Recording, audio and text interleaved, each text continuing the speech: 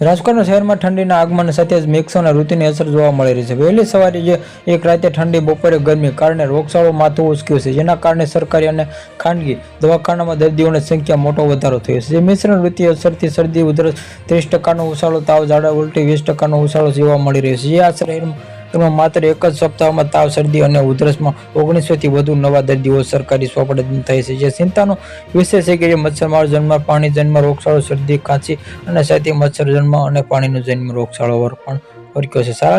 સરકારી ચોપડે મચ્છરજન્ય રોગચાળાના 7 નવા કેસ નોંધાયા છે, જેમાં કમળા, ટાઇફોઇડના દર્દીઓ પણ મોટી સંખ્યામાં મળી આવ્યા છે। જો કે સરકારી દવાખાનામાં કરતા ખાનગી દવાખાનાઓમાં દર્દીઓની સંખ્યા જબરદસ્ત વધારો જોવા મળ્યો છે, જેમાંથી અનુમાન છે કે સ્પષ્ટ થાય છે કે રોગચાળાની અસર શહેર પર કેટલીક વ્યાપક છે।